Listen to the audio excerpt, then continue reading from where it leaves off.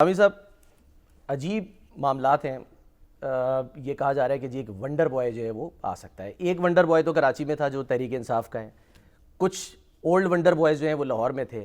अब ये unknown wonder boy है जिसकी बात हो रही है, सुहेल बड़ाई साहब कहते हैं, फिर जो मैंने कहा अंसार अब्बासी साहब उन्होंने तरदीद की, कॉलम लिखा उन्होंने और उन्होंने माजरत की है सुहेल बड़ाई साहब से कि नहीं जी, मैं जो कह रहा था कि नहीं आ रहा, ज़राए से मेरी खबर थी, ऐसा नहीं है, इंतज़ार करते हैं वंडर बॉय का।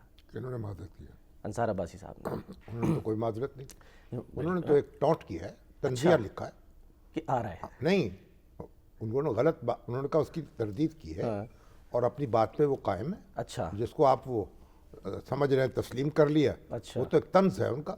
अच्छा हाँ, बाकी तो आखिर में लिखा है उन्होंने कि अगर ऐसी बात होगी तो फिर हम भी बता देंगे। अच्छा। ये तो अब फुलझड़ी है जो छोड़ी है हमारे सुहेल बड़ाई साहब ने कि भाई, और कोई साहब मालिक साहब कह रहे थे कि 6 महीने हैं मौजूदा हुकूमत के पास। फिर उन्होंने वजाहत की कि 6 महीने का मतलब यह है कि जो कुछ काम करना है बुनियादी इस्लाहात का वो कर लिया जाए। अच्छा।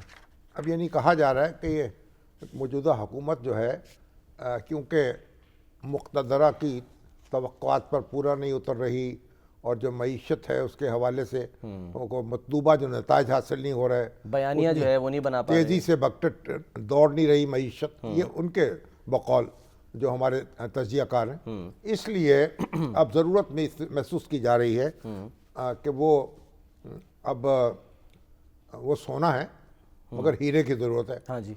और फिर वंडर बॉय यानी कोई ऐसा शख्स आए जो मोज़े करके दिखा दे। तो ये तो अब